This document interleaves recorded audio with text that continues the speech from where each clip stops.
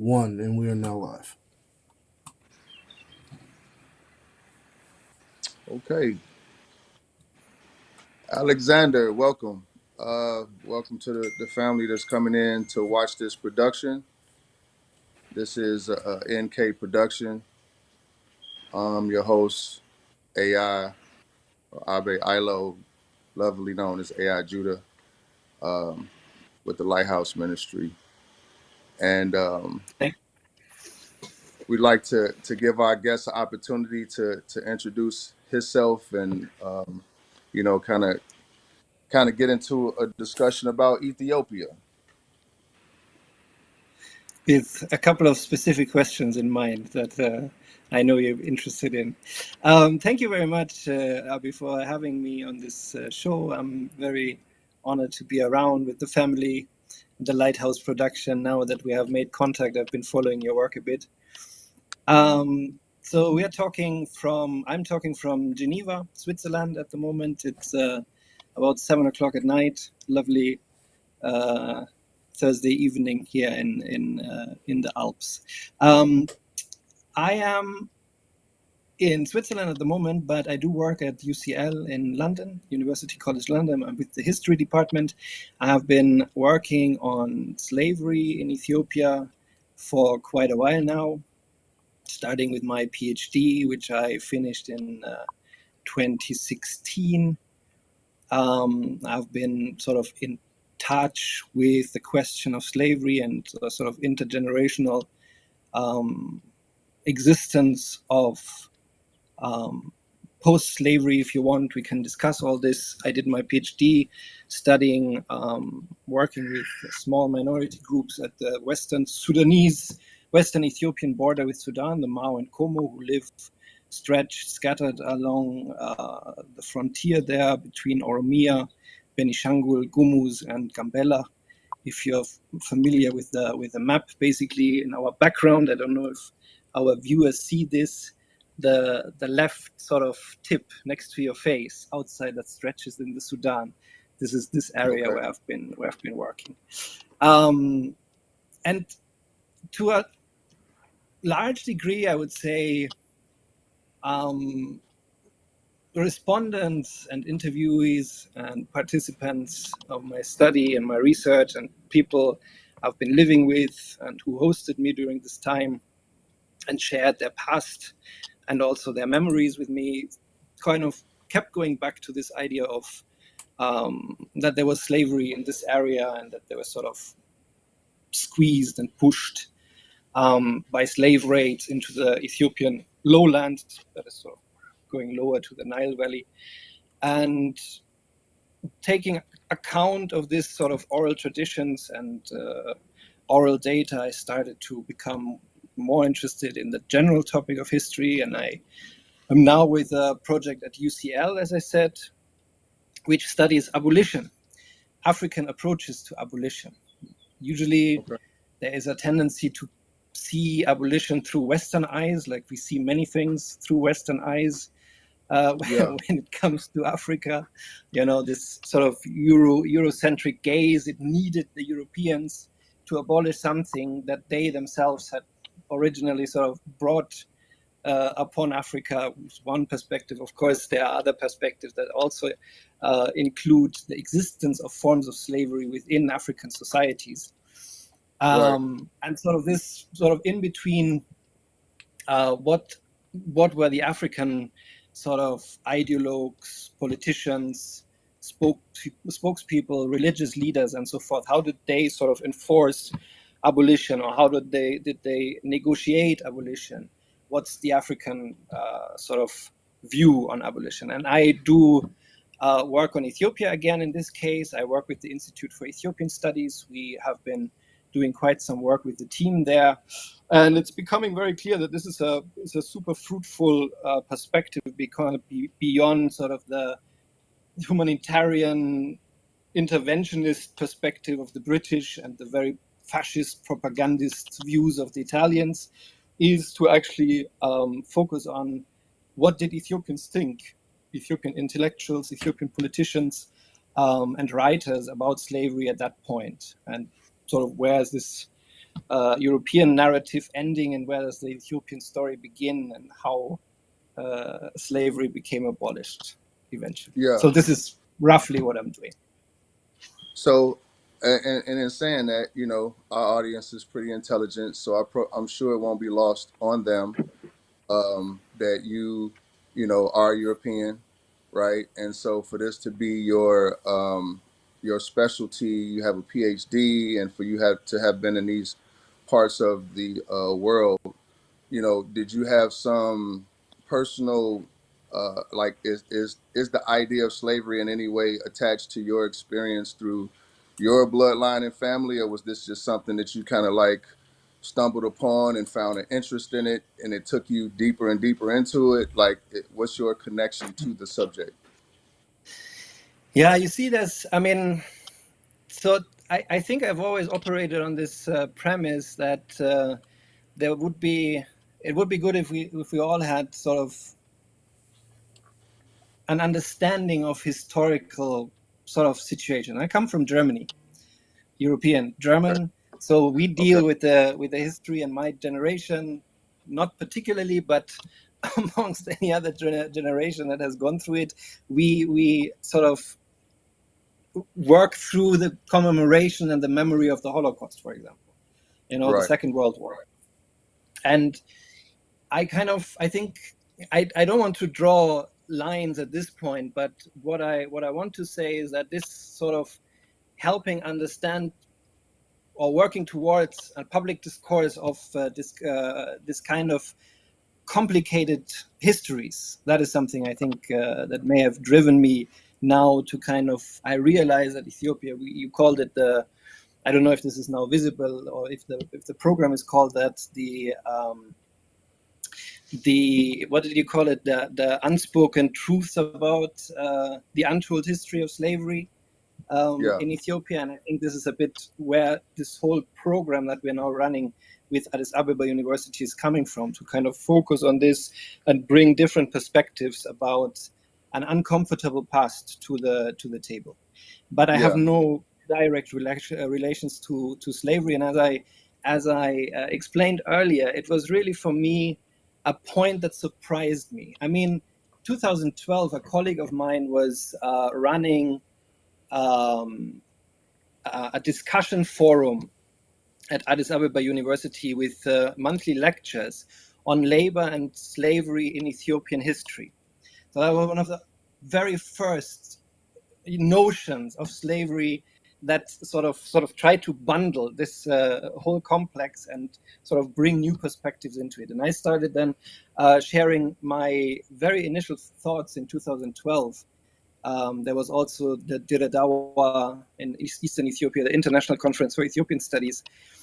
I would think this was the first collective attempt to study the history of slavery and slave-like phenomena in Ethiopian studies. Before that, you have Abdus Samed Ahmed, you have Pankhurst, you have sort of the 90s are a bit dotted. Fernie, a couple of studies here and there, but they're sort of very individualistic, very separated. They didn't talk to each other. And I think over the past 10 years or so, we've really managed to bring a bit more sort of collective interest Yeah. onto the topic. Yeah. Yeah, and there definitely is a sort of awakening that's happening, I guess, globally. You know, where the concept of colonialism, neocolonialism, you know, the effects of it, how widespread it is, and how much of that effect are we actually aware of? Because in the West, you know, for one, being of the diaspora, they try to direct a lot of us to West, Northwest Africa. You know, the idea is that most African Americans probably come from somewhere in Northwest Africa. And so the idea of slavery in Ethiopia to a lot of us is somewhat foreign. And even the idea of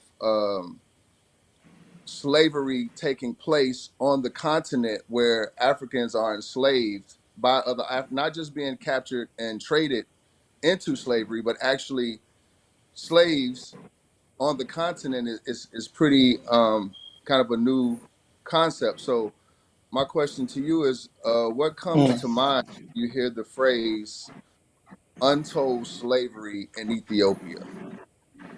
mm.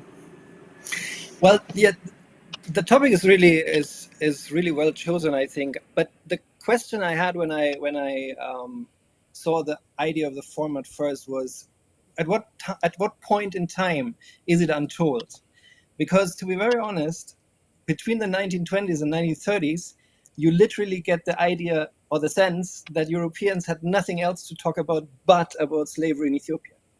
You know, it is, and that sort of humanitarian discourse of the League of Nations, of the anti-slavery societies, and those organizations that kind of propose this massive humanitarian crisis in Ethiopia.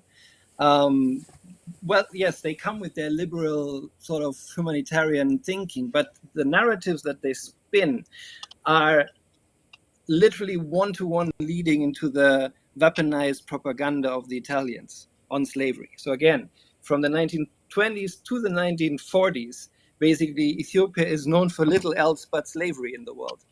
So it's really Well, not in a, it's the world though, that's one of the mechanisms of colonialism. Is a lot of the exactly, conversations that happen don't include the African.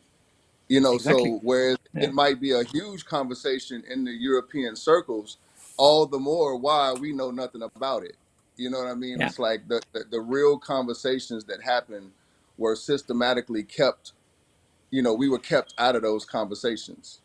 Of course, I mean, and you can you we are now in this project that we're looking at this time. We are really sort of trying to see the counter narrative, and you can very clearly see from the archives that the idea of Ethiopia being an independent country, sovereign and ready to deal with slavery by itself is really the position of the Ethiopians. But none of the Hmm. Europeans' powers go as far. I mean, there's sometimes here and there, like Noel Buxton, who leads the mission of the Anti-Slavery Society to Ethiopia, on the invitation of Haile Selassie, by the way, sort of has this, yeah, Haile Selassie is the right person to do it, but he doesn't have the capabilities. We should help him. We should be there. He doesn't. Right. Okay, I'm paraphrasing now. He doesn't really know what No, he's doing. gotcha. You know, he needs advisors. He needs to, and it's all sort of in this power spectrum of paternalistic setting of, wow, okay, so there's a sovereign African state somehow got admitted to the League of Nations, so we should sort of talk on eye heights, but slavery really becomes an almost ideal place to sort of spin a paternalistic, we have to help Right. Ethiopia to get rid of the evils of slavery narrative, right? So you're Yeah. absolutely right. It's while Ethiopia is always a very special case in Africa because of its non perceived non colonial history, you see the same kind of patterns at work. I mean, there's always this, yeah, but if we would do it, it would be better. Well, Right. there's no evidence that the Better for who Europeans though? would do it better, right? So we are Better for comparing policies, we are comparing the court system, we are comparing the legal texts, we compare them to other sort of colonial contexts. And to be very honest, I mean, as Haile Selassie said, and also Ethiopian historiography, like for example, Kebede Mikael in his book of the 1930s, Ethiopia and Western Civilization, um, they're very clear. Or Asfa Yilma, who writes a story, a history of Ethiopia, she's a niece of Haile Selassie. Um, there you find this perspective of, but we did exactly what was expected from us. So we don't know why we were let down at a right. point where all we did was to try to get this problem, under control in a sense. Haile Selassie, and Correct. this is absolutely true, never said, no, we don't have slavery, we don't, that's not true. There were negotiations which only come to fore if you really look through the archives, in search of the Ethiopian voices, in a sense. And that's why I'm so Right. grateful to be working with the Institute for Ethiopian Studies, because that's really where we find a lot of documents outside of the general corpus of course, the colonial archives at Bodleian and Oxford and so forth. So from your research also, would you say that there is a disconnect in the definition of what slavery actually looked like in terms of an internal problem versus when it left outside of Africa and became a institution, say in America and other places? Because Yeah, if you have, say for instance, like some people might really have a problem with a 9 to 5 schedule, because it takes you out of the house for so long, and but it's the structure. So nobody is not really a humanitarian issue. It's just the way that it is. So is it possible that this idea of slavery in Africa wasn't the same as it is in other places? And therefore, it wasn't until Halati joined the League of Nations that it became this humanitarian issue that could be championed so that those championing it could get access to, say, other things. Like, we're going to use this as the ploy to come in and help and be big brother, but really it's not a humanitarian issue. It's just the narrative is being spun that way so that we have access to more land, more resources, more people. Like, could that be part of the situation as well? yeah. No, this is you're pointing in an excellent direction. I mean, this is really important. The way slavery was narrated is intriguing. Like if you go back to the 1840s, for example, some of the first missions to Ethiopia. Ethiopia at that point is not the empire that it becomes later on. It is more or less a conglomerate of kingdoms in the Ethiopian highlands, Semitic speaking, sort of stretch between Showa and Tigray, if you want. And then, so the first missions, they enter the courts of certain rulers, usually. And one's very prominent is Sahle Selassie, the grandfather of Menelik, later Menelik. Mhm.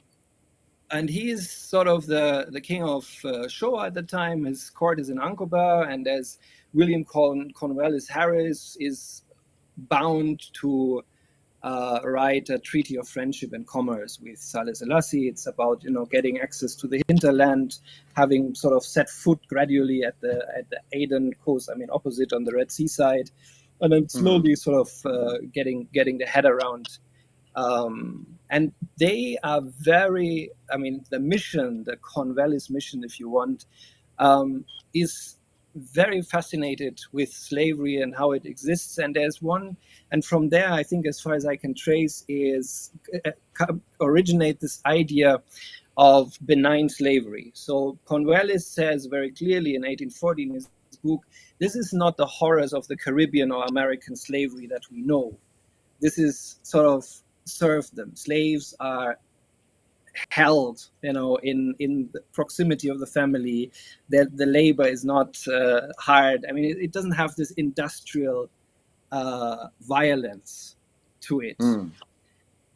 Now, of course, when you And look into the scholarly, just to inject at that particular point, the yeah, slaves also probably were not. They probably didn't lose their name or access to their history or their religious beliefs or their like it, because these are all other elements of Western slavery that makes it so atrocious. Is that you yeah, lose everything. You yeah, basically get stripped to bare bones. So just to kind of point yeah, out, was that also not part of slavery in Africa? yeah. So this is exactly. I mean, you're on spot. I mean, this is exactly where I wanted to go to. The problem is, we do have to acknowledge that slavery may not be as benign as it's been narrated from those first sources, and this is also how the Ethiopians portray slavery. So the Ethiopian texts on slavery are very much built in the legislation of the Feta Nagas, the Law of Kings, which is an ancient law code that then later informs the all sorts of legal aspects in modern Ethiopia, but also the laws of manumission and slavery. So while the well-being is sort of a requirement for any slaveholder. That's on paper. That's the Fatanagas speaking, right? Okay. You, it's very tricky to then say, oh, but this is all then evidence that slaves were just living happily with the family, because there's always social. But these are now two different sort of streams that have to come together. The one is the historical perception, and the other one is a very modern post-slavery dialogue and discourse that we also have to have, because for many people who suffer from this stigma of slave descent, that really runs their life story of marginalization, right? And I'm also not. We had this discussion previously. There's a fantastic paper by Seifu Matafaria in the Journal of Ethiopian Studies. Sile Yabaria Sim Amara Bahil, about slave naming in the Amara culture. It's Okay. an Amharic paper, but it shows very clearly that this renaming of people has happened. So in Okay. order to integrate the slave into the family, he was given a different name. But this is not just an Amara, just because Seifu's paper is focusing on Amara. This is a phenomenon that you find in many other communities, ethnic communities. Also, the Oromo have their own integration system. The Beta Israel have their own integration rituals, to bring slaves into the family. Now, Right. this all sounds okay, but or it sounds more benign. But I would refrain from saying, freedom lost is freedom lost at any time. Correct. And people Correct. were not let to go home. I mean, one of the intriguing parts of the legislation of the 1920s, where 1923 is, and then a slave is free and he should go home and live where he came from. But now you have to imagine that these are often children, that have already zigzagged through huge territories, and then they Yeah. grow up in a family, and then they are told, okay, now you can go home. You're like, okay, but where do I go to? So it's not Yeah. surprising that the Ethiopian historiography emphasizes the aspect of, um, they stayed with their masters in cordial relationships, because there was also Very no much. other chance of doing. That's You very know, much what you have with the African American in many ways, where yeah, there's a large population or mindset that we are Americans. We've been here over yeah, 400 years. How long do you occupy land before it becomes your indigenous land? Where you yeah, clearly have no connection to what your ancestors were connected to 400 years ago. However, yeah. I think that the difference is when there's a systematic effort to deny you access to who you were. That's when that's when it becomes nefarious, because it's like, okay, it's one thing to have to take on another name like a marriage, to Yeah. represent who you're owned by or who you work for or represent. But when the powers that be actively remove who you were, and you don't even have a means to access that, for some degree of connection to the earth, Mm, where your soul connection is to where your slavery began, is mm, is where it's very problematic, mm, right? And mm, so I'm sure we could probably go on, but again, I am kind of watching the time. So mm, um great points. um One of the other things that, when we look back to Ethiopia, talking about history being erased, most Americans, when we think back to Ethiopia, honestly, for a lot of us, it's through Bob Marley that we end up in Ethiopia. It's through his music and his honoring of Haile Selassie, through the cannabis plant and those things that we find ourselves, in Ethiopia with Haile Selassie. Prior to mm, that, even when I was young, Ethiopia was advertised and marketed to America and to African Americans as the poorest country in the world. The children in barren fields with flies on them, and it mm, almost became this thing where it was an insult to call an African American Ethiopian or to associate them with Africa, right? Mhm. So the idea of there being kings and royalty, in modern history connected to Ethiopia, like Menelik and Zatu and these characters, we never heard about this, Mhm. right? And so now that I have you on the platform to interview, one of the questions that we had was about Tudros or Theodore II, right? This was a guy that many European nations came together and even galvanized a lot of people in the continent to go against this one individual. Mhm. Um, there's even been a comparison to Tudros to the movie 300, where you had this small army of Mhm. people that was like pretty much in a situation where they had to battle a much larger army. But Yeah. when we think about what and he lost, I mean, maybe you could give us your insight on that. But the question that comes from that is, how come this war isn't much more prevalent in our history and our conversation about African history? And why wouldn't, with so many different countries being involved, why wouldn't this be viewed more on a global scale as a world war, considering that the artifact, I think it was how many thousands of elephants and donkeys was used to remove the Yeah. gold and artifacts. Like, these things are still in major museums and collections around the world, generating millions of dollars.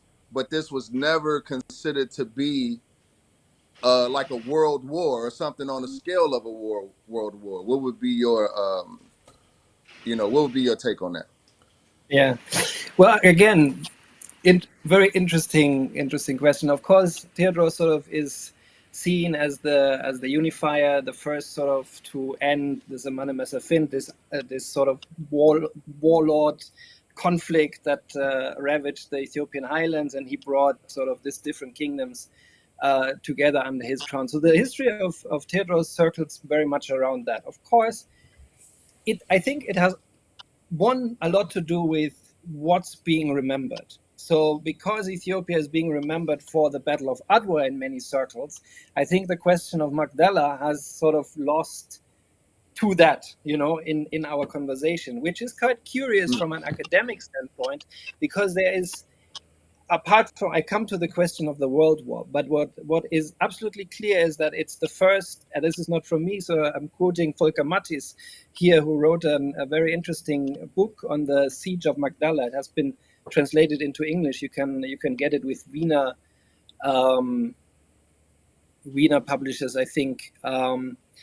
He said it's the first mission, or the first war where you had embedded journalists.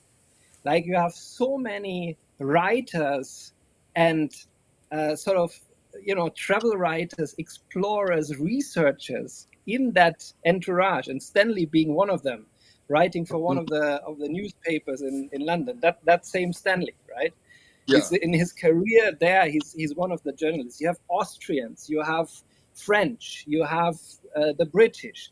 Then, and at a time, and this is why I say it's a question of the historical standpoint, or where you are in history, in a sense, and what else is sort of your fixation or your point to think about certain things. Um, this imagination of the colonial war for the first time going against an Ethiopian emperor in a pontiff mission to show the savage lord who the Queen of England is, and not to show him not to gamble, diplomatically, yeah, which is outrageous at that time. I mean, it's a misunderstanding. I don't. Yeah, okay. I mean, yes, there were the.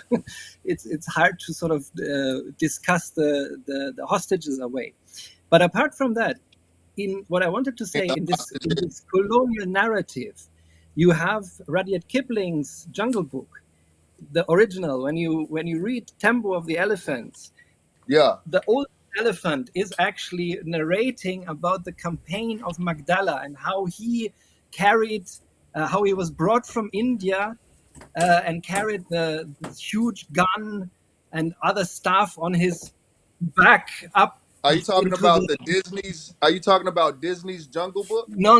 Yes, Disney has done the Jungle Book, but that's just a very small Uh, portion of the Jungle Book. The original yeah. Jungle Book by Rudyard Kipling is a collection, an anthology of fables where basically animals talk about stuff and the animal kingdom, basically, you know. And Okay. there's one story that is Temple of the Elephants. That is that one of the elephants was actually in Ethiopia. This is just to say that there, at a Right. certain point, I think this really captured the hearts and minds of the European public. Again, like you were saying in the beginning, you know, stories are being made. They're not a historical study that we remember is there because somebody takes the effort to actually keep it, you know, give it weight or worth or Correct. whatever. Correct. So I think there you have a bit of this. Why is it so overshadowed in a sense? Well, it's returning to be enormously important because of all the artifacts being stolen and the idea of restitution. At the moment, Ethiopia, maybe with the Benin bronzes, is like at the height of the debate of restitution, of returning stolen colonial artifacts to Africa, different African countries. Ethiopia is not alone, but Magdala is coming back to be a very important symbol of colonial plunder. And the word plunder comes from a book, Loot and Plunder. That's the story of Alemayu Tedros, the son of Alemayu, of Theodros, sorry, who was taken to Britain with General Speedy, and then Right. very soon died in captivity. He wasn't the only one. In our circles where we discuss anti-slavery now, Warkene Eshete, who is then known as Dr. Charles Martin, who becomes a physician for Menelik coming from India, is also one of the victims of that. He's found in a field, abandoned by the family, or potentially the family being killed, and he's also taken back to Britain. But he doesn't Right. die. He makes a career in the British service, gets to India, becomes a doctor, and then goes to Ethiopia to become one of the prolific statesmen of the Haile Selassie area, including being his advisor at the League of Nations, including being one of his main editors at the Berhane Salam newspaper, one of the big sort of shining intellectual products of the Haile Selassie time, where modernization ideas are being discussed. And Charles Martin Warkene is one of the first to write against slavery. His article Silibarinet about slavery are the first two issues, two sort of articles that speak to the intellectual elite, nobility, public. I mean, not everybody reads in Ethiopia at the time, so you have to be careful with who you're writing for when you write a newspaper. But you know, in this Right. sort of elite society, he's the first to actually write. Now let's get rid of it. We have to free our slaves. You know, we should not do So, that. It's not right. one of the questions that comes to mind, you mentioned the the people that Tudros had. I guess they were from England. That he had them captive, but they they had homes, they had servants. They, according to the Siege of Magdala, the book, they were Oh yeah, treated well, yeah, based on his relationship through writing with Queen Victoria. And so because of something, I guess, that he was requesting, or some letter that was supposed to get to her, yeah. that never got to her, is what actually led to him holding these people captive, right? Yeah, So that's the general narrative that he, as the emperor of Ethiopia at the time, sort of writes to Victoria, and like everyone um, after him, besides him, is interested in British allegiance because of the expansion of the Ottoman Empire. So right. So what he when you wants, speak on he that, wants. though, it's not in reference to him trying to be a part of the League of Nations, or does the League of No, no, Nations no, even no. exist The League of at Nations that time? doesn't exist yet. No, no. Oh, It's purely domestic politics. I mean, regional, not domestic, regional politics. The expansion of the Ottomans keeps threatening Ethiopian sovereignty, Christian Ethiopian sovereignty. There's constantly skirmishes, and the Ethiopians do not look favorably at the expansion of the Ottoman Empire in the Red Sea area. yeah, And so Theodorus wants weapons support against the Ottomans, and he's being right, ignored. right, And okay, so, just to very quickly make this point, it's why it's not a world war per definition. I do understand where you're coming from. I mean, it's like they're basically bringing everybody to Ethiopia to crush this, rather small nascent empire at the time. But a correct, world war, I think, per definition would need an alliance here, a cluster of countries that come together against another cluster of countries, and then you have all the skirmishes across a considerable. It's very localized. It's Britain with its Bombay forces against what they even see as a very sort of provincial lord. I don't think that at that point they really recognize Ethiopia as that empire that Ethiopia is or well, becomes or about to become. but again, when you talk about how you spin a narrative, of course that would be the narrative, is that he was, a small problem or a warlord, but you put Yeah, so much energy and resources into it that that good doesn't point. support that narrative. Yeah, You know that's what I that's a mean? good point.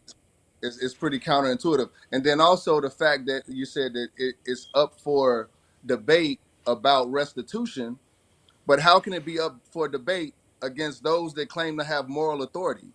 Like if you're using your position of moral authority to go and police other lands, how can it be a question of whether you need to return things that don't belong to you? You know what I Mm. mean? Like, why is it a debate Yeah, once it's in your hands? I see your point, but I mean, you also see that there's a bit of a shift, and the debate is gradually encroaching also in the public sphere and the public understanding. It gets more coverage in newspapers, like popular news outlets, and you have debates within those institutions. Some are fruitful, some basically are blocking or sort of trying to protect the status quo of their colonial past, sort of sealing Yeah. it off. But I think, I mean, it's a gradual process. It's not like these things, they take time, like you have to see both sides. Of course, you first of all need to start and convince people that there's something that hasn't, you know, that wasn't there in the 50s mainly, or 60s. Yeah, 60s. Okay, that's where it potentially starts to trickle in, but it takes an enormous amount of time to convince a European that the colonial history was actually not as great as they were made to think. Right. That's the Yeah. problem. That's our problem with our past. That's us Europeans having to come to terms with what we've done to the world, right? And that's not we talked about uneasy histories or uneasy memories or something like that in the beginning. I think this is also part of that. How do you get people to understand that they're being Eurocentric when they think, yeah, but why would it be better kept in Africa? It's when the British Museum, I'm just naming any museum here, Yeah. I don't point fingers, is basically the best place since 1880 to display this stuff. Well, part of the issue comes down to when and again, being a European is like when you can say, okay, well, if it wasn't for us, would these artifacts even been preserved and taken care of the way that they have? We've done such a great job of keeping this history alive and available for the public, right? And Yeah, have we? so, It's a question. like yourself, that is into the facts and history and really getting to the meat of it, would you say that there is a level of, for one, for younger Europeans that don't necessarily support the idea of slavery, they see that it's a crime against humanity or whatever, is there an effort to say, wash their hands of the doings of their ancestors when it comes to slavery? And how can you accomplish that and still celebrate what you consider to be the accomplishments? How can you hold on to the quote unquote good parts and negate all of the negative? Yeah, no, but that's exactly what I'm saying. This is a process that is only just beginning, because in the first place you need to you kind of have to come out of your silo and understand that keeping it in Europe makes it unaccessible for the better part of the world, and mainly for the part where it's come from, because we have immigration laws, and we have a whole industry of embassies and visa sections that basically are trained to keep people away from coming and seeing this kind of stuff, right? Right. But what I wanted to say is it's a gradual process, and while you are, and I completely agree on the sort of on the broader uh, line that you are framing. I think with university programs, with digitization programs, that may not be the best of solution, but there starts a process of coming together a bit, closer. Some things are being returned. Uh, my colleague, Dr. Takele Mary, the head of the director of the Institute of Ethiopian Studies, they have their own ethnographic museum started in the 60s at Addis Ababa University. He has received several artifacts that came back. Some of them, and that's also part of the truth, donated not by Western missions or embassies, but by actually Ethiopians who bought stuff and gave it back to the country, like rich Yeah. Ethiopians in the diaspora. So I grant that, but I give you that. It's absolutely it's it's not a perfect process, but Yeah. and while you're right, we are nowhere near acknowledging the depth of European guilt in all that. I think in some form these debates are starting. I think that's the Okay. best I can say at this point. Yeah. No worries. It's not for you to answer for all white people. That's not what we're trying to put you on that particular hot No, seat. no. But No, so I mean it gets my. I mean, I'm also part of this debate, right? There was this Desta Demtau debate recently that also got some coverage in the Guardian, for example. Desta Demtau was a patriot in the Ethiopian army, killed by the Italians, and one of his stars of honor was taken by an Italian family, potentially one of the soldiers who was involved in his killing. yeah, And now there was this massive outrage that the family sold this to um, what are these called, auction houses, right? yeah, And then there were petitions to the auction house that they cannot sell this, they cannot buy this, and if they buy it, they have to give it back. And you know, these are things that Europeans haven't talked about that much in right. public. So it's that's what I'm saying. It's a beginning of a And you know, process. I and don't know you where this is leading about to. it, it when you went like so we probably think about it more than other um races do because it directly affects us. But when you think about conversations like this as it relates to black people, just say in comparison to um the reconciliation that's given to the Jewish community when it comes to their experiences. It's almost like it becomes this proverbial gray area when it comes to the blacks. Like, well, we got to figure it out, but when it comes to non-black communities, there's always a clear right and wrong, or at least it appears that way. That could just be perception, but um, one of the Oh, things you're that right. I wanted to get on to kind of not move away from it, but segue into the next question.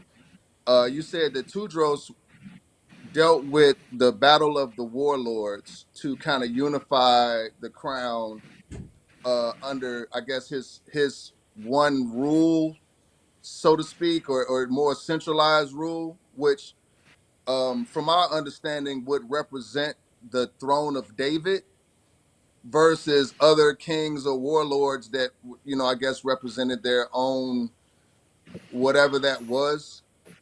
You know what I mean?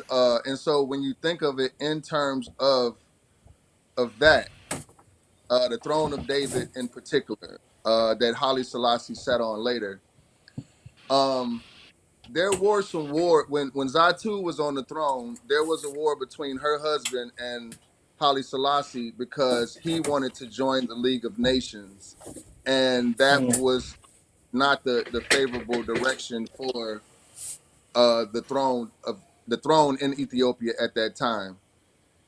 mhm. So, could you speak to that and to the fact that is there any evidence that Haile Selassie joining the League of Nations was the cause of, say, the collapse of the throne of David or the so-called Solomonic dynasty? Mhm. Yeah, also a great question. Now, let me just very quickly say this, because I realize that there's a lot of tendency in, if you use certain phrases, and I said warlords, right?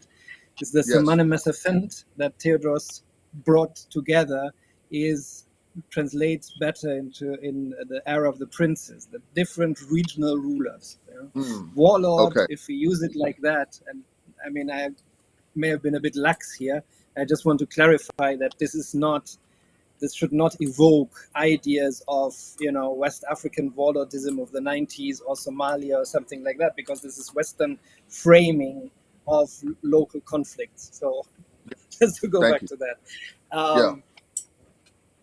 the the story with Haile Selassie. Look, I mean, the Solomonic dynasty is that's a foundational myth, and now Haile Selassie was a power politician in a sense, and there were obstacles to his rule, and there were conservatives, and there were encampments. There were people who wanted this, there were people who wanted that, and it was sort of Haile Selassie's approach was to rally international support, knowing that Italy was on its doorsteps. It was the time of the 1906 tripartite treaty. He knew that he couldn't trust the Europeans, so he needed to kind of I think he started sort of the, I don't know if this is an English expression. It's like translated from German. The flight in front to front, like confronting his problem, not in terms of diplomacy.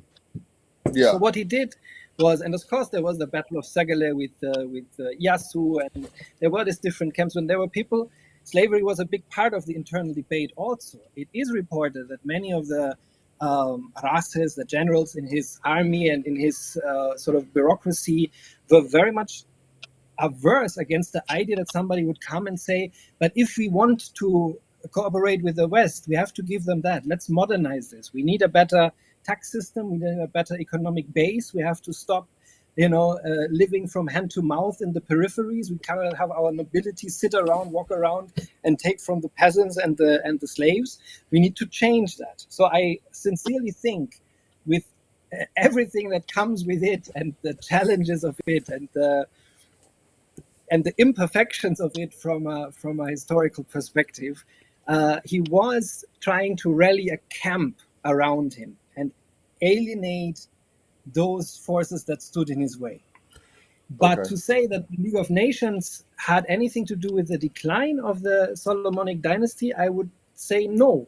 In fact, what it did, it once all this was won and he was crowned emperor of Ethiopia, he was at the absolute height of his power. While, of course, you can say the dogs were barking and the caravan just moved on. There were so many voices that said, oh God, now this guy, he doesn't have Ethiopia under control. There's slavery everywhere. But he was the emperor of Ethiopia, and he stood there being member of the League of Nations. And maybe that sounds a bit contradictory to what I said earlier, that he was under a lot of pressure. The pressure I don't want to discuss away. But nonetheless, seen from an Ethiopian perspective, he manifested his power, and his power was inscribed in the founding myth of the Solomonic dynasty. I And he have a was Now, the small. emperor, the king of kings in the line of Judah. And what breaks the Solomonic dynasty eventually is not the Italians, because he comes back and reinstates the throne, and you know even formalizes and centralizes and strengthens this empire more at the expense of all sorts of regional um, conflicts, marginalizations of the Muslim, Oromo, all this that then leads to the 1960s and the student movement, and eventually to the revolution. And the revolution is what breaks the back of the Solomonic dynasty, I think. Okay, that's the, I thank you for that. And so I guess my only question would be, what is the function of the word myth in that I explanation? That was my question. That's what I was gonna say. A small question. That was it right there.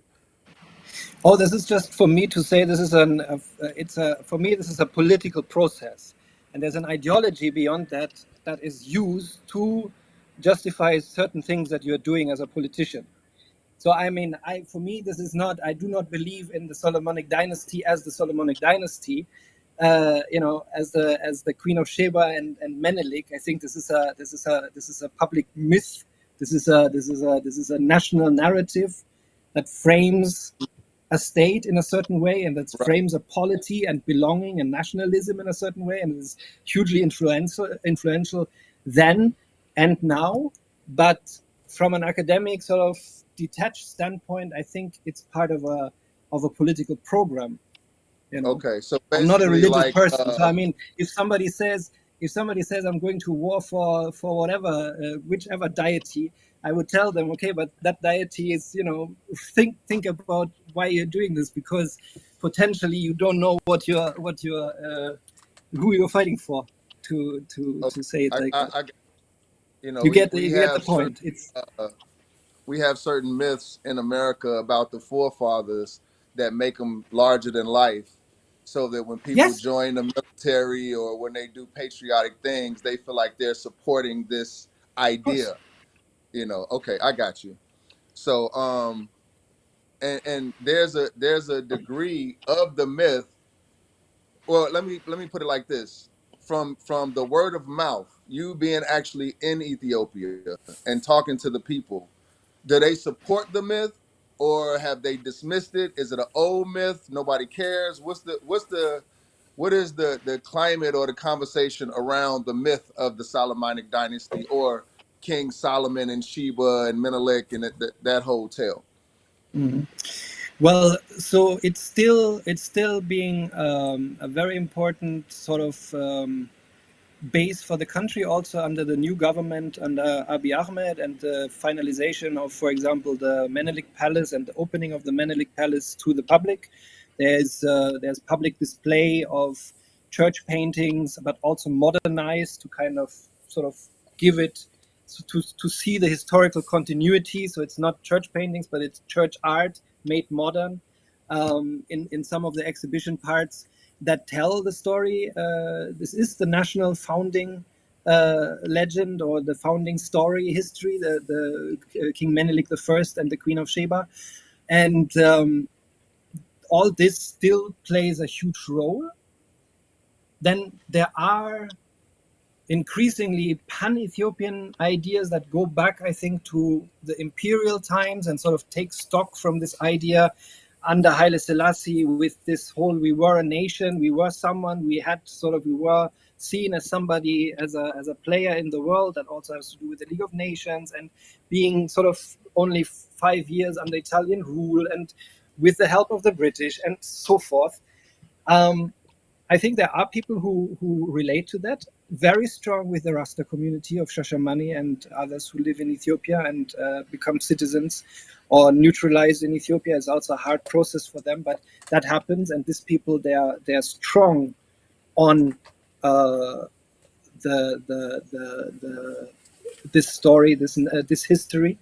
I think for many now active in politics, it's far gone. Haile Selassie was also, we do not have to forget that under the last 30 years of the TPLF, Haile Selassie was silenced, including the dark time. So once Haile Selassie was killed, the destruction of this feudal order was top priority for the semi-socialist or whatever military rule. that then turned into the Workers' Party.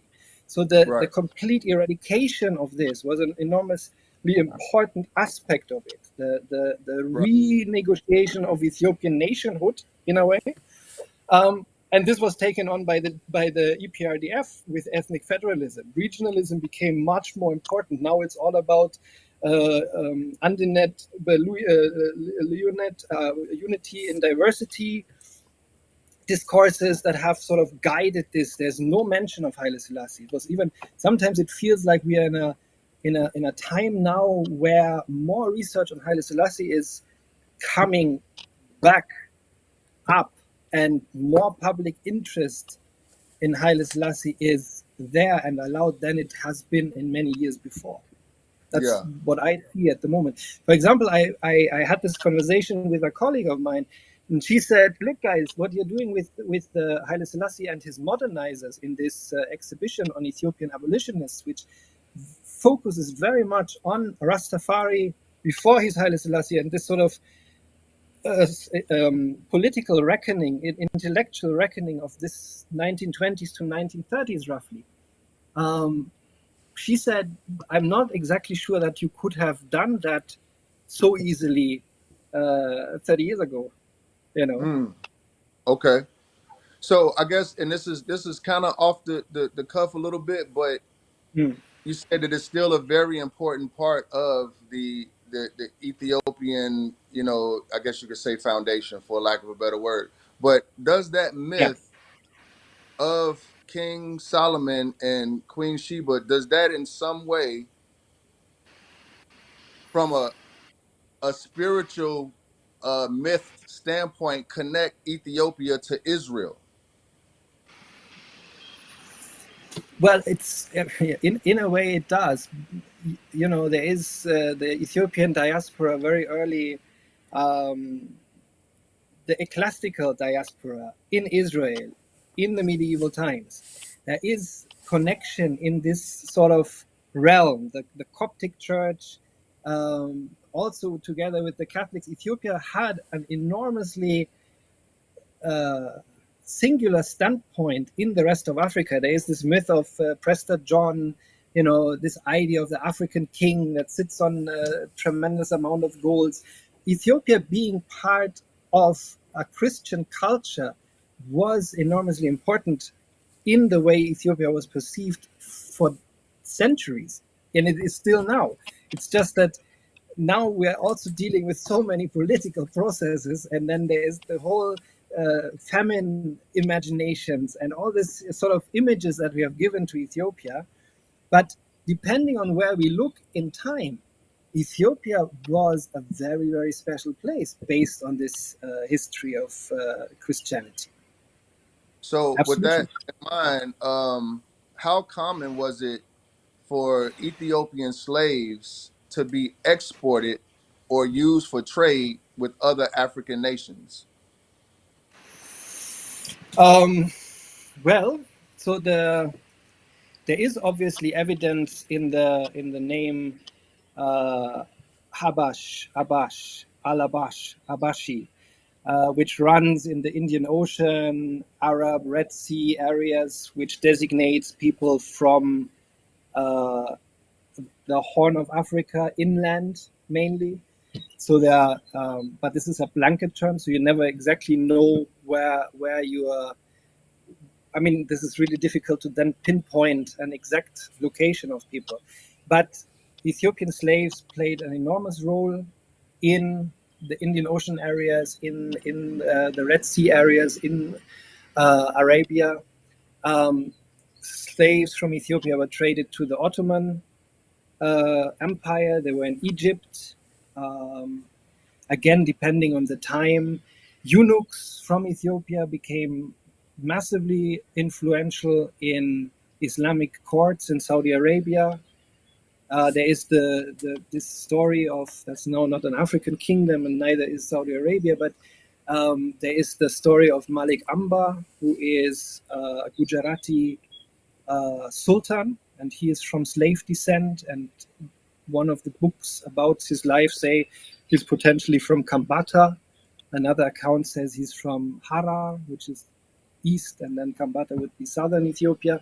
So depending on the time, Ethiopian slaves played a role as silent commodities and sort of come to life through accounts, through stories. Then when this whole exploration of the Horn of Africa begins, many of the travelers, missionaries, they were hugely dependent on manumitted or liberated slaves, or even bought slaves themselves. They were informants because they had come from very different parts of the country where the Europeans had not yet been able to go. So a lot of stories that are being taken word to mouth from the mouth of former slaves, who tell them, okay, there down there is this, here's that, there's this, these Right. people are called that, then you cross this river and then you end up with this people, and I was a farmer here and our king was that, and then my father sent me to herd the goats, and then I was kidnapped by the so and so, and all these stories exist, right? I mean, Yeah. so slave voices, while often sort of overshadowed by larger political contexts, are Yeah. hugely informative when you find them, when you read against the grain, maybe a little bit. Right. And you know So what's this, interesting yeah, about that is that, you know, when you think about, like you said, there were a period of time where the majority of the population in these African areas, well, first of all, Ethiopia is probably a lot bigger than most people might imagine. You know what I mean? It's not necessarily a small landmass. And then you have the Western influence in terms of changing the names, where, you know, Abyssinia may have been the name that it was referred to by the native tongue, but then, you know, through missionaries or whatever, it became known as even Africa or Ethiopia. You know, there's even an argument that at one point in time, all of Africa south of Egypt was considered Ethiopia because it just meant burnt face, you know, all the way yes, to the Congo. I've heard this yeah. particular argument too. So when you think about Ethiopia in terms of um, the transatlantic slave trade, you know, and what was going, I lost my train of thought a little bit because I had a very specific question that I wanted to ask you regarding that. Mm. But is it possible that um, what is the probability that slaves in the transatlantic slave trade were taken from the shores of other places, but that they originated in Ethiopia? So was there a migration of Africans out of Ethiopia that could have lent to the population of the slave trade, say in the West or in other parts of Africa? Mm. Also, so there are a few things here. One is Ethiopian slaves become are many in Europe in missionary societies.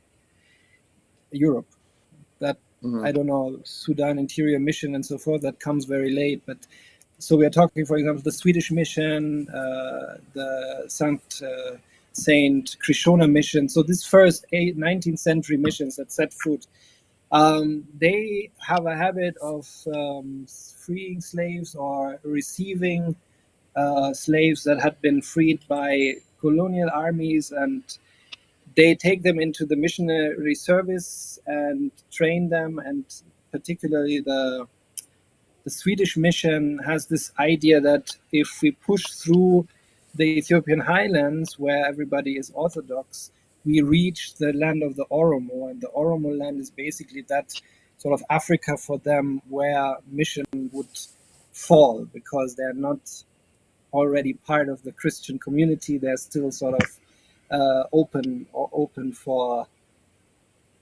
Christianity. So this is a guiding principle for the missions. Then, because you were speaking about the line of thought, so there's another movement, and again, this is not very satisfactory for your question. One movement of people goes from West Africa to Ethiopia, and that is the Hajj.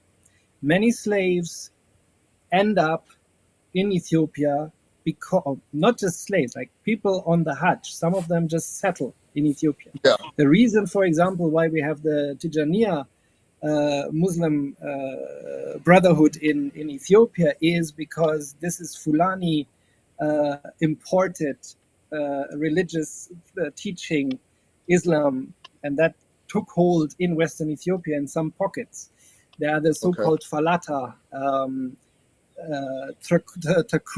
Takruri. These are Fulani-speaking communities originally that settle in the Sudanese-Ethiopian borderland. Okay.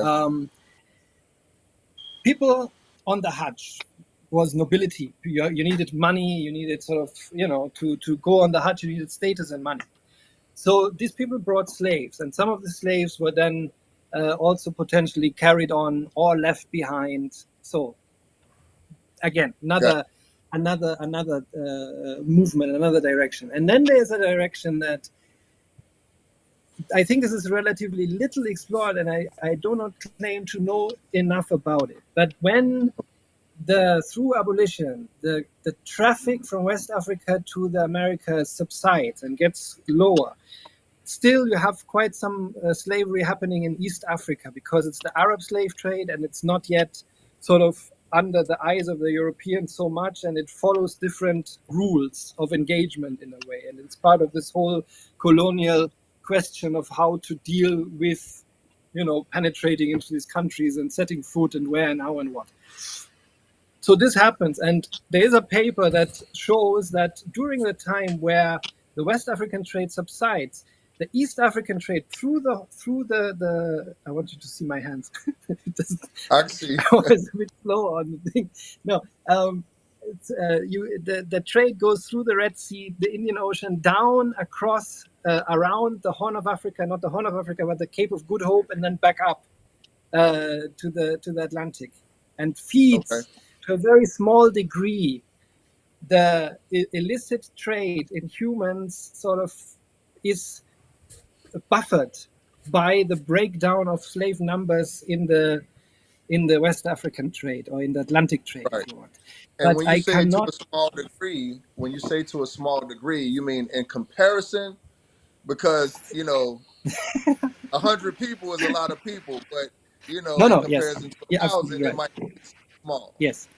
Okay. If you take it, if you take the magnitude of the Atlantic slave trade from the 16th century onwards, then I guess Yes. it's a rather slow percentage of that. But still, there were people potentially trafficked from East Africa around the Cape of Good Hope and still ended up in plantations or in slave conditions in the Americas. Right. That's supposedly, but I'm not an expert in that. This is statistical data that I only know from papers. Yeah. And you know what? The important part of that question, I guess, and the way that you answered it too, is that anybody that's taking the time to even look is the African American population is very diverse. It clearly doesn't represent one dynamic in terms of phenotype, in terms of Sure. characteristics that if in their natural state would clearly be from different regions. You can see it quite easily, but through the Mm. process of slavery and just kind of the making of a slave, all of these cultures was boiled down to this one thing, which is called Black culture in America. But yeah, Mm-hmm. I thank you for that answer. So um, I guess moving forward to my next question would be, what would healing or justice look like for the descendants of enslaved Ethiopians, whether on the continent, in the transatlantic, or otherwise? Mm-hmm. I think I just want to maybe focus back a bit on Ethiopia because it's a good example. The question opens for sort of rethinking the trajectories of slavery in Ethiopia in a way, and I guess that's maybe representative for many places where slavery informs how people are being marginalized or stereotyped or sort of packaged Mm. away from mainstream discourses, like the accessibility to citizenship rights. In some now we get newer studies of Black communities in Turkey, in Yemen, in previous Ottoman areas, where you can clearly see that the stigma of slave descent and the stigma of blackness that comes with it is basically holding these people from participating in the mainstream society. In a sense, there are similarities within Ethiopia itself. So for some people, slave descent is still a stigma, and you cannot marry in certain communities or into certain communities. You may not be running for office in certain communities and so forth.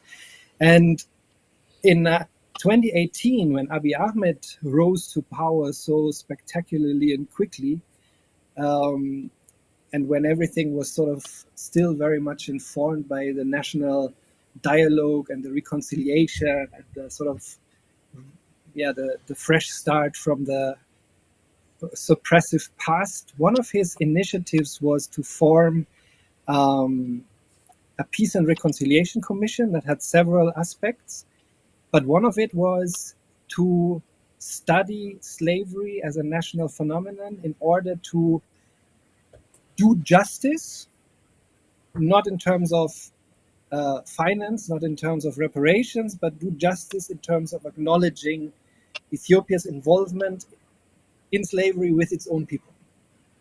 Right? I was invited back then. Just did that. Sorry? I said the president of Uganda just did something very similar. He came out with a public apology to the African American for the role of Ugandan and African rulers in their role in the transatlantic slave trade, along with the olive branch of dual citizenship. Okay, that's very interesting. I need to look at that. That's thanks for pointing that out. So yeah, in a way, Abiy championed this idea, and there was this sort of study group within the Peace and Reconciliation Commission, and the late Beyene Petros was part of it, and it was quite fascinating for me because he said, "Alex, it's good that you're here because I'm just coming from a reconciliation process where a family split and violence erupted between two families because one was found to be a slave descendant and not allowed to take the daughter of the homestead that he had taken the daughter from. So they broke up, without renegotiating the marriage, and that sort of ended up in a violent conflict. And he was there to kind of mediate. And so he said it's very important that we speak about these issues. I think Abiy was up to something, but I mean, at that point, he wanted to make everything new. So I think it was also one of these low-hanging fruits to say, let's speak about slavery, let's speak about the marginalization, let's speak about the occupational caste groups, and say something for the good of the people, the joint, the forgiveness, and this was his narrative at the time. It was very much from this. No, I'm sorry. Go ahead. But to be very honest, while I'm portraying us as a political move, I sincerely think that the only way of making anything good is acknowledging it, and potentially acknowledging it sincerely in your most, in your most sincerest form or capability. And I think for that you need a national dialogue. We see this again. I'm back with the Holocaust.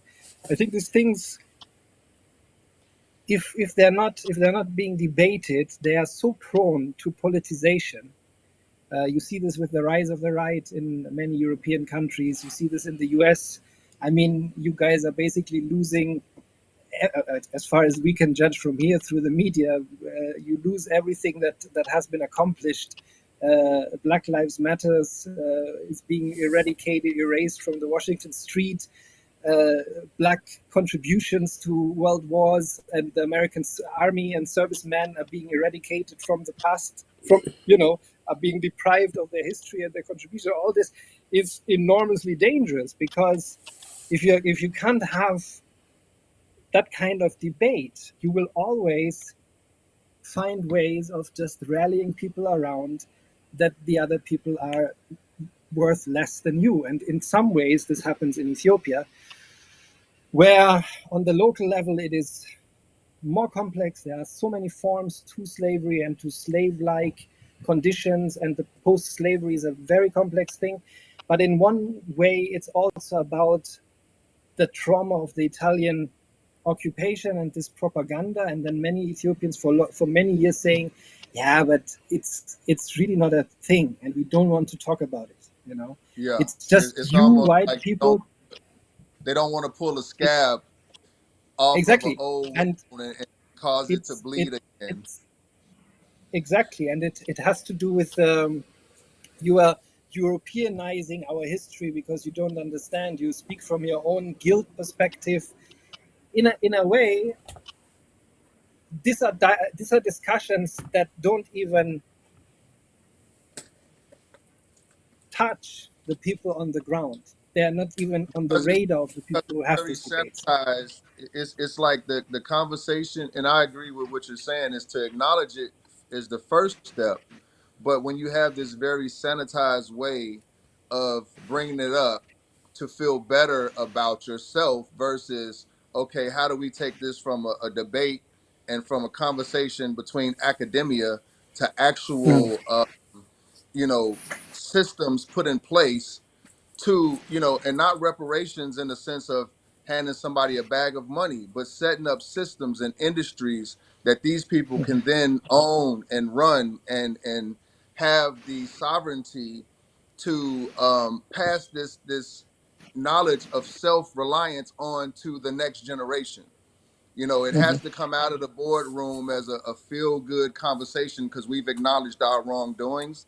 It's not confessions in at church. This is really about setting up a situation where Yeah, the people that are the parents of today can have something tangible to leave to the children of tomorrow. And yeah, I guess yeah, that's more of, again, I'm not asking you for all of the answers to this, but it yeah. is a question that we wanted to bring up because it's important. No, it is totally important. But we had this discussion very, very intensely, I think, because when we started thinking about the exhibition of Ethiopian abolitionism, we kind of were confronted with the problem that we are sanitizing history because we are portraying abolition from above. We are portraying the thinkers and intellectuals who were themselves slave owners at the time, or when Correct. just stepping out of the role of slave owners by Yes. changing, the system. And then you're like, wow! And suddenly you have this African intellectuals who are liberators, and that Yeah. sort of speaks harshly against another narrative that is very clear and academically sound, is that of this Gabar system, the feudal brutality, or the brutality of the feudal system that basically sparks rebellion amongst the Oromo, and this feelings of marginalization and never being part, and always being only part of the deprived and the suppressed, Yeah. is And then basically it's also like confrontational. the person, it's almost like the criminal deciding what the punishment is for his own crime type of deal. Yes, I did the crime, I admit it, and I think that you should put me in the corner and time out for 5 minutes because I was a bad boy. Like, no, that's not how It's justice true. works. And it does, Yeah, and it also lends to the idea that the African is not capable of deciding what's best for himself moving forward. Because even when you think about yeah, Donald Trump came into office challenging the 14th Amendment, and as you yeah, said, through the media, you see a lot of things that were put in place specifically for the African in regard to slavery in America. That's one of those things that, yeah, it's being positioned as a way to get illegals out of the country, but that's the very instrument that took us from being chattel slaves to citizens, right? yeah, But what's funny about why Donald Trump can challenge it is because no African was in the room to make that determination anyway. We didn't say, hey, you know exactly. what, to fix this, let's put a amendment in the Constitution. That wasn't our input. We were Yeah, never asked, do you want to go back to Africa? Or do you want to stay here as a citizen? yeah. So, This but is an yes, I appreciate no. that This is an answer. excellent point. I just it raises another question, that, or another point that I wanted to make, and this is you really have to leave it up to a certain degree to generations to come to discuss this. And what I realize is that the more this academic debates happen, I see a whole lot more interest rising with younger colleagues, students, or like just general people. People walk up to me and say, "You know what? This is so interesting because my grandfather was one of the slave traders of that and that specific area, and we never really talked about it. But now we kind of, we get points of discussion to attend to.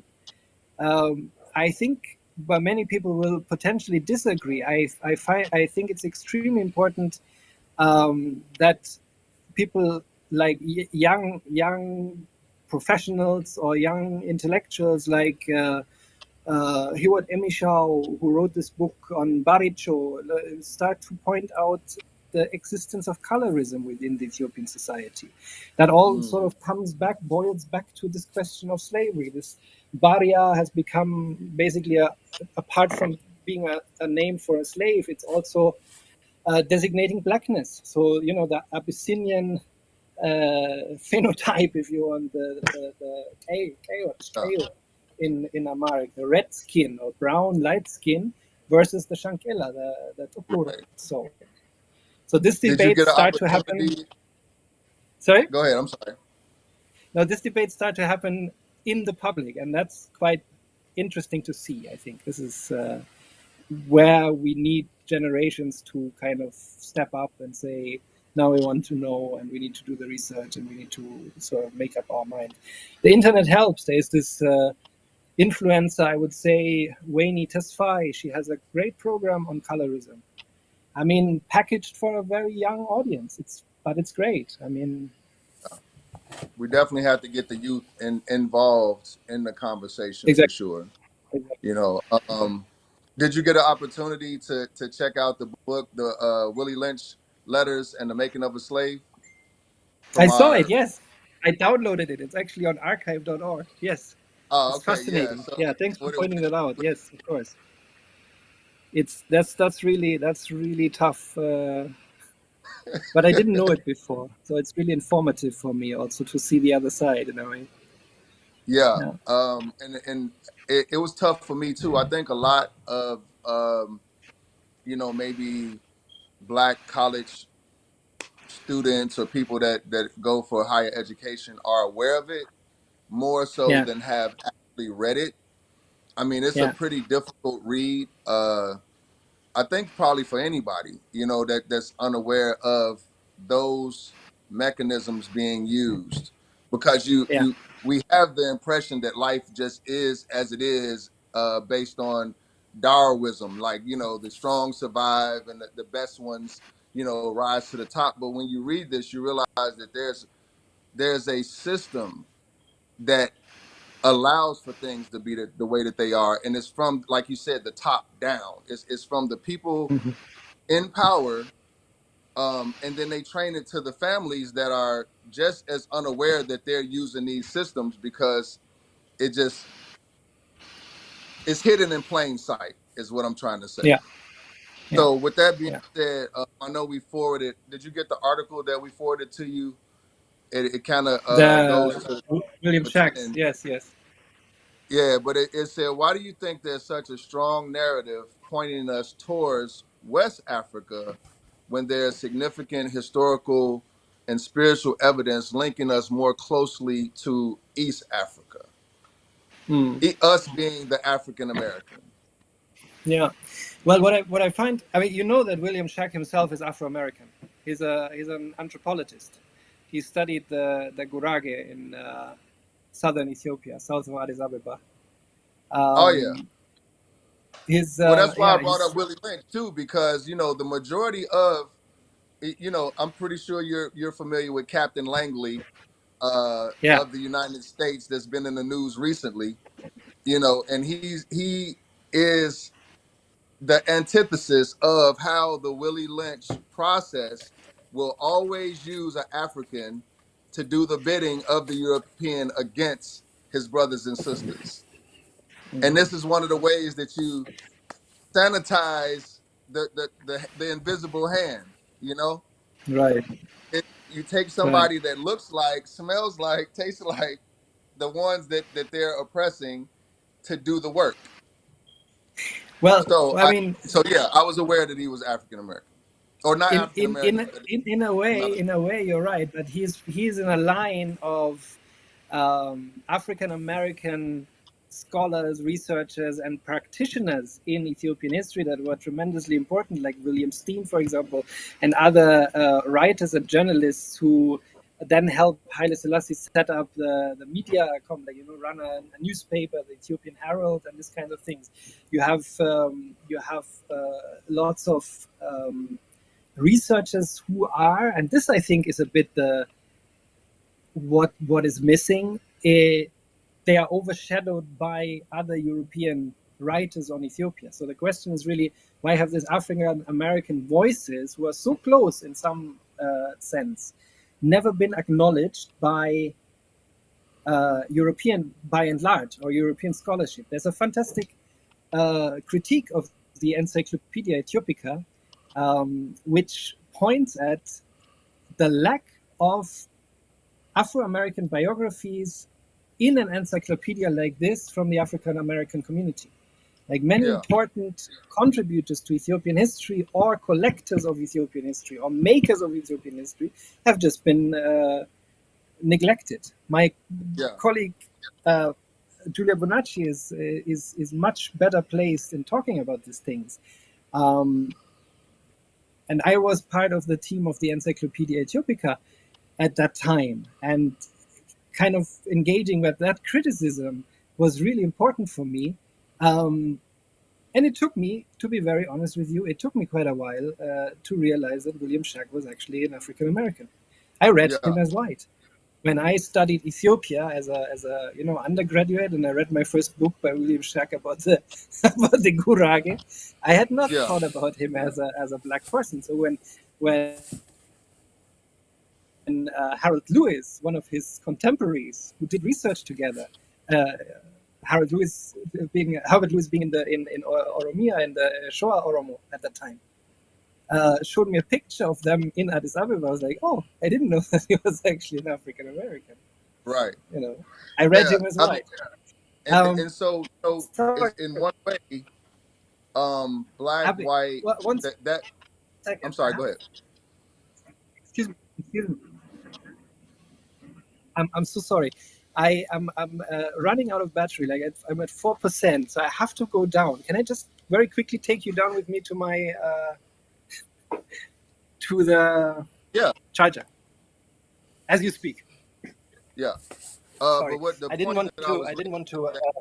making, as long Yeah. as black authors have to rely on European publishing houses to put out what they write, even though the person may be black, you really can't fully say that what they have to say is going to represent the black voice.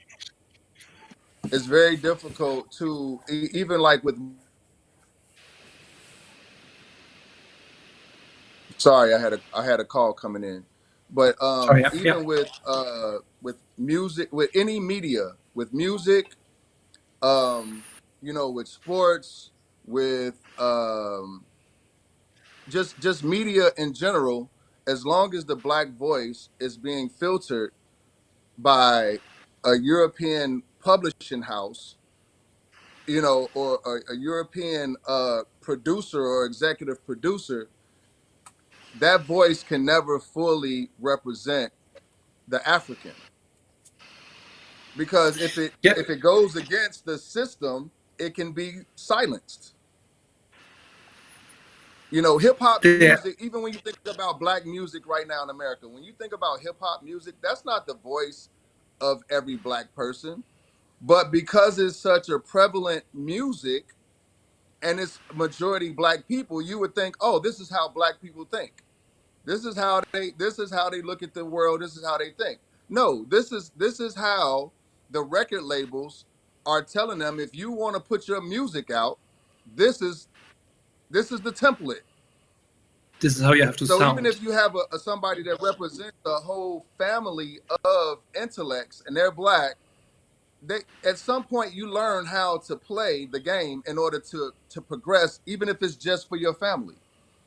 And I think the same thing happened with Haile Selassie. It's like, okay, yes, he was at the height of his power, but he probably was at the most controlled state that he had ever really been in, because now he was at the mercy of this filtration system, which I guess at the time would have been the League of Nations. I don't know, but I'm just saying that until Black authors can put out their from A to Z, write, produce, and put out their work through Black established publishing, they can never truly fully represent the Black voice. As long as Mhm. the idea of how reparations or repair is put through the filter of the offspring of those that actually did these things, it's never going to truly represent the voice or the vision of the Black person. Mhm. And that's just, from this side of the fence, that's just basically, especially using music as an example. I mean, I'm pretty Mhm. sure there are some countries, I think even Russia banned rap music in Russia, right? But we don't have a system where we can ban colonial influence in our world. Yeah, yeah, yeah. Well, I mean, it's that's fascinating, and in a sense, it speaks to my experience or our experience. The other side of the fence is academic writing. If you don't play by the playbook, that's not to say that there isn't need for good for yeah. No, what I want to say is that Ethiopian colleagues, for example, find it double, triple as hard to publish in academic journals than, and I think that goes for many African colleagues, to publish because of this sort of system of knowledge that still sort of is not liberated from this Eurocentric making.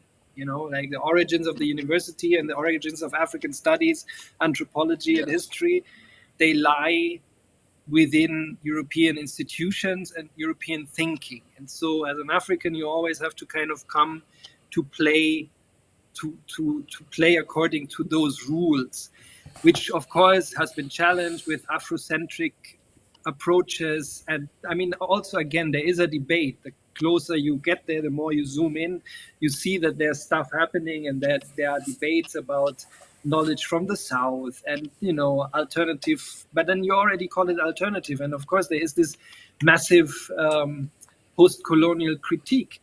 When it's philosophy in a Western university, you call it philosophy. But if it's a philosopher, professor of philosophy from an African university, you tend to call it ethno philosophy or something of the Right. sort. You Right. diminish it. You give it the tendency to be something niche, something that is more, yeah, to use the phrase of the time, primitive. Mm. Early anthropology, primitive government. Those was that was the kind of thinking where anthropology comes from to a large degree. People were thinking, yeah, but these are much.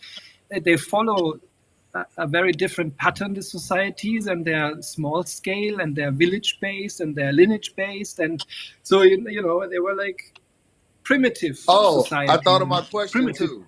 I remembered my question when I had my brain fog. Okay. So with what you just said in mind, right?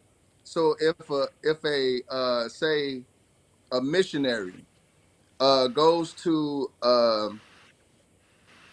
an indigenous place, they go, like, say if you go to Ethiopia and you go to a village, and the village is, for lack of a better word, or in vain with what we're saying, it's primitive, right? On the surface level, it's primitive. But while you're there, the things that they're doing and what's going on, the way that they govern themselves, you're taking notes, you're writing things down, you're taking notes, and what you discover is, even though on the surface it appears primitive, it's this high level of uh information. All of the people are happy, and this, again, this is just a hypothetical, but the people are healthy, Their system is balanced. It works. You take notes of this, and from your notes, you create a school of thought, and that school of thought becomes a staple in a particular subject, right? I mean, and it carries out. When it comes to that school of thought, who's the father of it? The primitive teachers that the missionary got it from, or the person that wrote it down? Yeah, this of course points to a very interesting debate about how science or research is done. You know, who gets acknowledged on the way, because there's a great anthropologist, Ivo Strecker. He did his research in Hama in southwestern Ethiopia starting in the 60s, and he developed this, or often spoke about this, being a child in a community. At the beginning, you don't talk. You know, you come to a society and you learn. And like a child, you're not there to give lectures or do, do nosy things. You just observe. You learn the language. You learn the habit. You learn, what's going on. You learn to react by seeing how other people react. This principle of acculturization, basically, parallel to how we become, when we say we become our parents or whatever, like how we Yeah, learn our language, how we our assimilate. habits and all these things.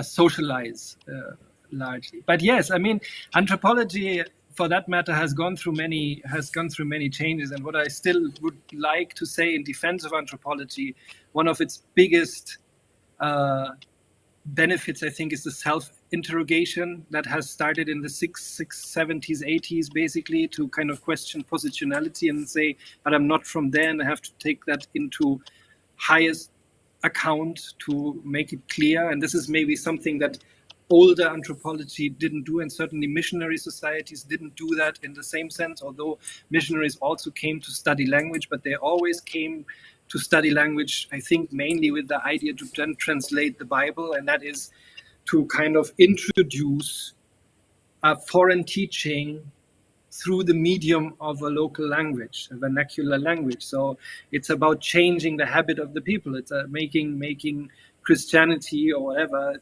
being more attainable and understandable by saying, okay, if it's happening in your language, but on the way it eradicates a lot of things, because what was before somebody became a Catholic, what was his Yeah, religion? I was teaching anthropology at Catholic University in Eastern Africa in Nairobi for 2 years. And that was a fascinating time, because for many people there, many students, anthropology was really something icky. That was something that had to do with the village, with where the grandmother was.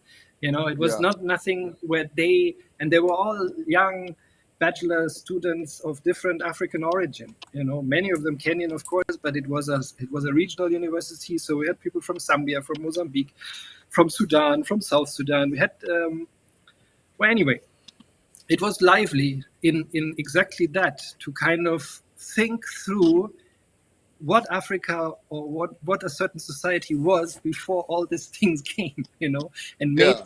people believe that that's how it always has been, And the it's lure. interesting because Yeah. we know that you're not coming from the place of religion. You notice the questions weren't really around religion, but you brought up the missionaries bringing in the Bible to teach language Mm. and other things through the scripture. But how is that? How does that apply to? There's a belief that the original Bible came out of Ethiopia and was written in Ge'ez. So how do you Mm. take something that comes from an origin of the people and then come back and teach it to the people in another language as if it's new? That is also absolutely true, but you keep in mind that Orthodox Christianity today still relies on the scripture in Ge'ez, roughly. I mean, now it's often translated into Tigrinya. It's translated into Amharic, because Ge'ez is like Latin. It's no longer sort of a widely understood language. It's lost its popularity or vitality in a sense. there is a congregation of the Orthodox Church in Oromo, so it's also in Afan Oromo that the Orthodox Church functions. But then we are talking about Ethiopia, and Ethiopia is a country of today. We're counting about 80 languages. We have no idea what 400 years ago we would have counted if somebody had counted the languages or tried to do linguistic analysis. May have been many, many more. We don't know.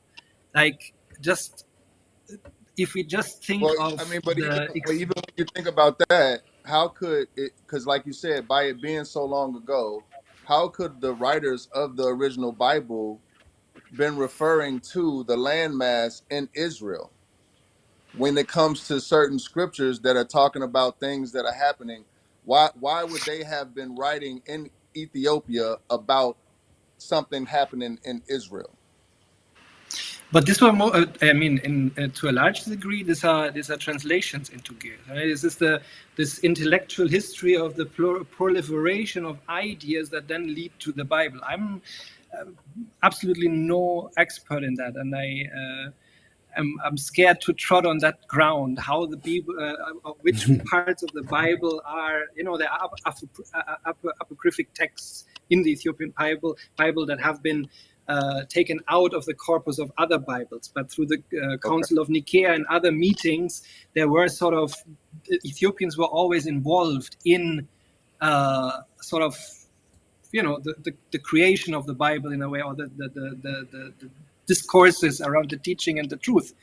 But what I'd rather want to say is that while priests in northern Ethiopia were involved in that may not at all have affected a Majangir in southwestern Ethiopia. At that time, there is no conversation. We are talking about Ethiopia now as if Ethiopia all of them would be Amharic or Ge'ez speaking, and all of them would be Orthodox Christians. We have 80 languages.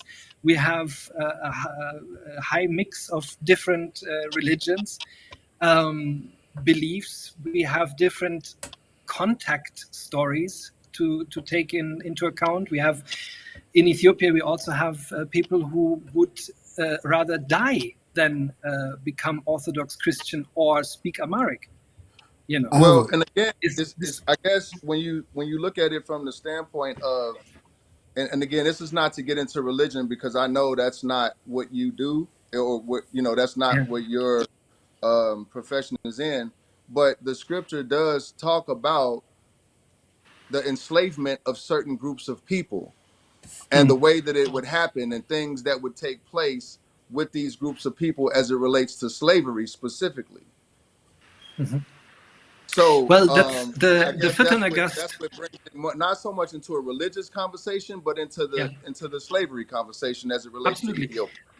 I totally agree, and this is interesting because apart from everything I just said, that there are different religions and different language groups and so forth, which is all true, at some point, particularly at the time that we are talking about, the 1930s, and then the Ethiopian polity was based on Amharic and Orthodox Christianity. The famous words of Waleling Mekonnen, one of the student leaders, his biggest critique in the 60s was, to be Ethiopian, you have to wear the shama, the white cloth, you have to speak Amharic, and you have to be Orthodox Christian. So we are living in a prison of ethnicities, of identities, of ethnic groups, basically. We are imprisoned by the Amhara culture, so to speak. That's the critique of the Marxist student movement. Yeah. But what I wanted to say, the Thotanagast, being translated from a Coptic text, Arabic Coptic text in the 15th century, enters Ethiopia as its first sort of constitution, if you want. It's a law code that is widely used in the 15th century in the sort of Arabic Ottoman areas. Can you say the name of it again? Thotanagast. Thotanagast is the law of kings. The law of kings. The law of kings, as we said earlier, has a clause in chapter 15 that regulates slavery and manumission. In this translation into Ge'ez, it is prescribed who can be enslaved, how people can be enslaved, and what has to be done, and how slaves have to be treated. Much of that goes back to the Leviticus, the book of Leviticus in the Bible. So Mm-hmm. it's part of this sort of what you are just saying. There is enough evidence about slavery in the Bible and how to treat slaves and who can become slave and the division amongst people. And this is transported into the sort of life world of the Giz, Amara, Tigrinya societies, the Orthodox Right. Christian societies. But the Fürther is continues to be an informative text for consecutive lawmaking. And still in the 1924 legislation on slavery, you find this ideas of slave treatment, who is a slave, how is a slave to be treated, the well-being of a slave, the manumission of a slave, all these prescriptions, all these rules about Yeah. life with a slave are informing the first 7-8 paragraphs of this modern law. So of course you are absolutely right when you say Ethiopia is to a certain degree that Christian empire, and the Christian belief system is sort of the most informative at a Yeah. time. And it was And that's how interesting the state about is what built. you said. And What that's the was 3,000 interesting years about narrative, and uh, that's the Solomonic dynasty, and that's Haile Selassie's, understanding of himself as the Negus Ethiopia, the king of kings of yes, Ethiopia. Yeah. correct. No, So of course, that was you're absolutely right to point that out. All I'm saying is that the Bible and the Bible are two different things. Missionaries teach different things from Orthodox. There's a clash of civilizations, a clash of readings, a clash of religions. It is yeah. also a complex conflict with Islam. So, yeah. No, I appreciate you. I appreciate that. And one of the beautiful things about what you said is the fact that text or document um, is most closely related to Leviticus, because then you get into this idea of the Levitical priesthood, which is a subject that's pretty near and dear to our movement in particular. But again, Okay. I know religion is not your forte. You've answered all the questions, very, honestly, and this was a great conversation, just as our previous Thank you. one was. Uh, we almost 2 hours into it, so I don't wanna overstay my welcome with you. But if there's anything you wanted to add, before we close out, anything in particular you wanted to say, now would be a good time to do that. Yeah, no, I mean, number one, I really appreciate also the invitation and your conversation and what you're starting. I think it's great to have these debates from different angles, and certainly our motivations are different. Mine is rather academic and sort of distant in a ways. Yours is much more involved. As we said, we need to involve different generations and people groups in, and I think this is what attracted me in the first place. It was this very open understanding of if you have data and you can back it up, then we have to discuss it, right?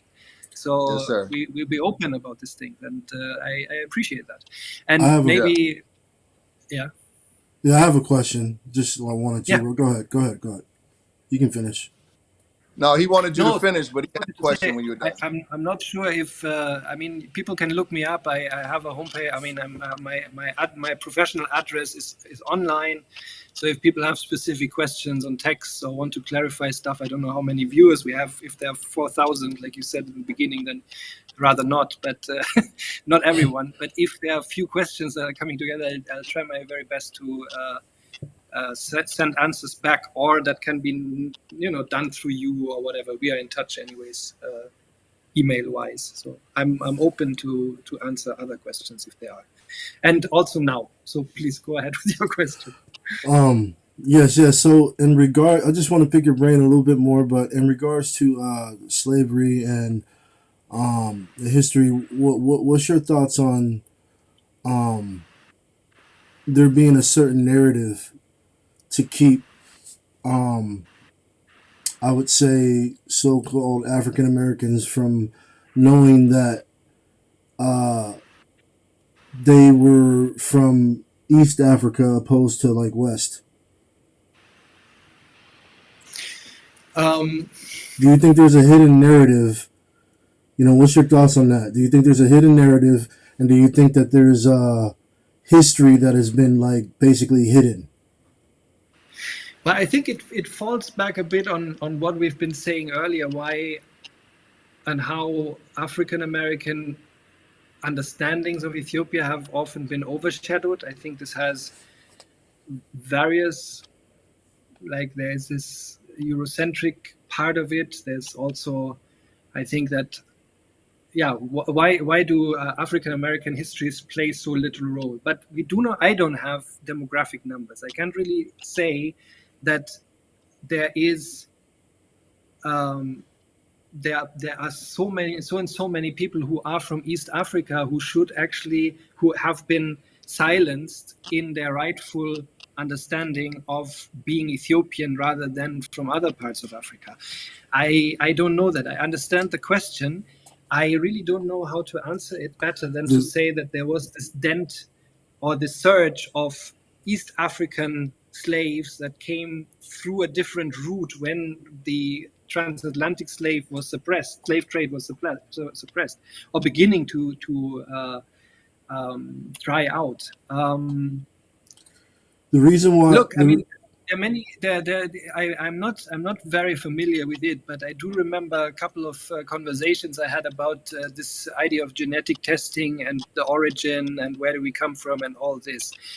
Maybe that can back up certain questions, but I am not a biologist. I don't know about genetic testing and so forth. And to be very honest, I've not really thought that through either. I was once asked, because we have in Africa, you often have questions of movement, and it's mainly voluntary movement, and you sometimes wonder how a certain language group ends up in a certain area.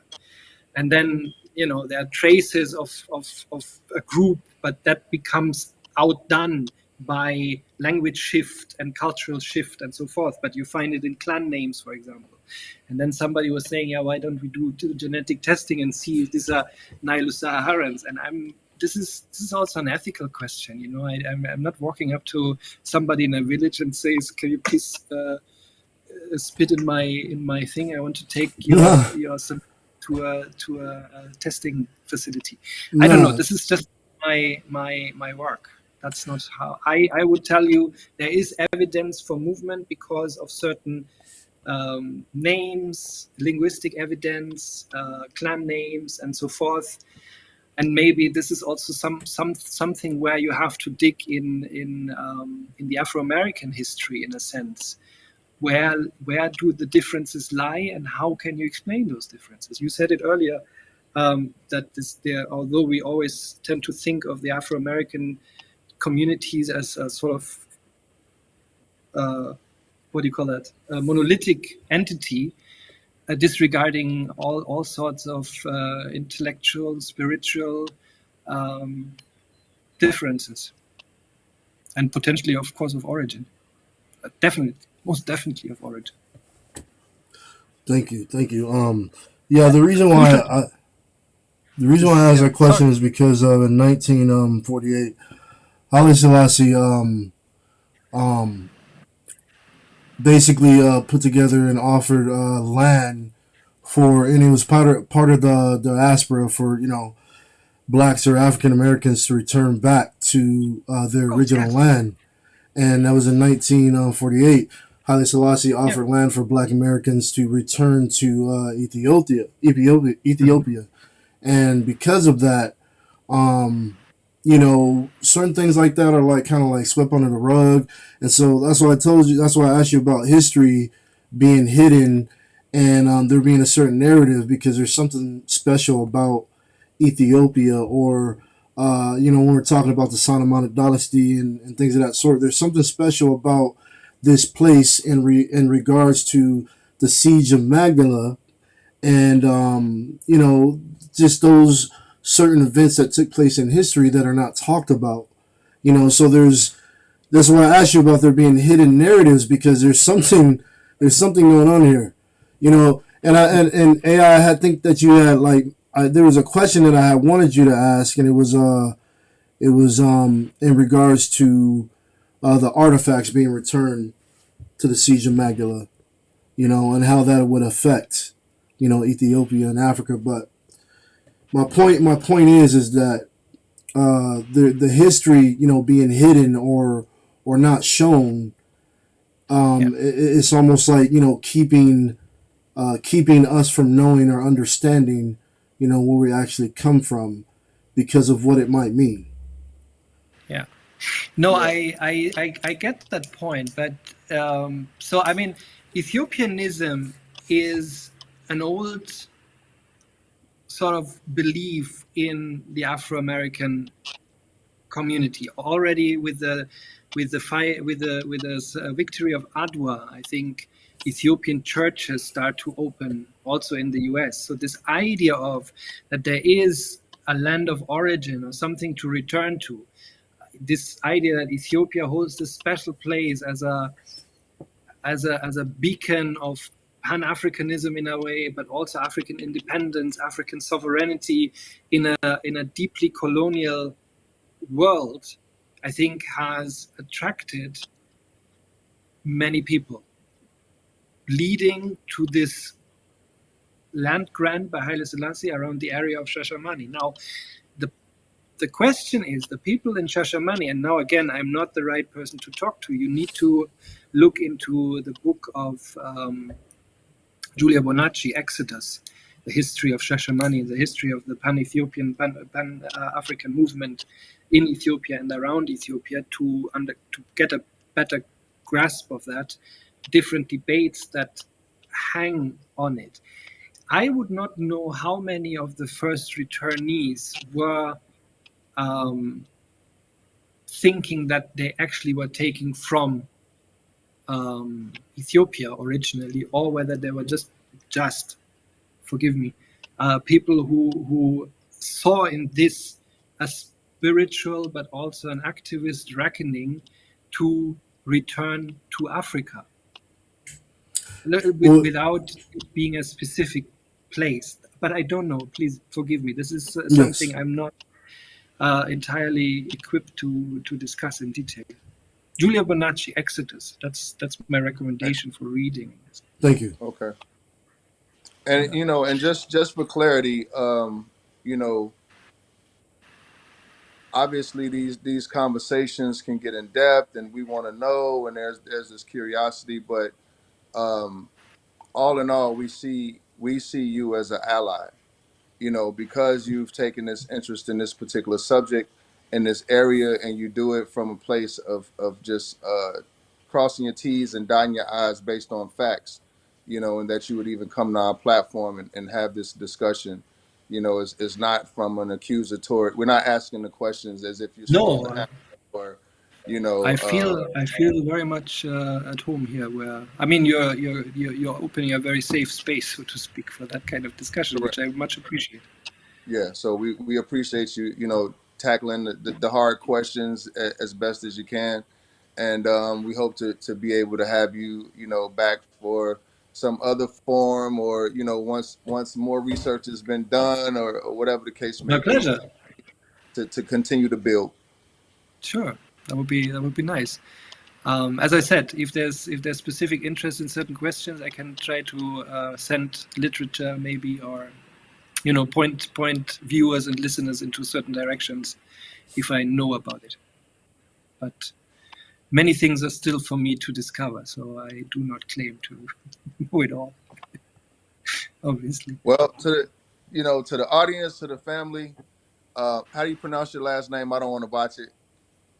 Yeah, it's misspelled. It's Mecklenburg, Burg, which is Burg is actually a castle, Alexander Mecklenburg, but it's not Mecklenburg. a big All deal. right. Well, to the family, this is our brother Alexander Meckelboard, and Thank you. we really appreciate having you, brother. Great conversation. Thank you so much. Keep it up. Hope we'll be in conversation once more. No doubt. Well, again, this is a NK publication. Thanks to Zamar, our brother Zamar Judah handling the business in the background. I'm your brother AI Judah, and with that, we're gonna say peace and blessings. Thank you. Thanks very much. All the best.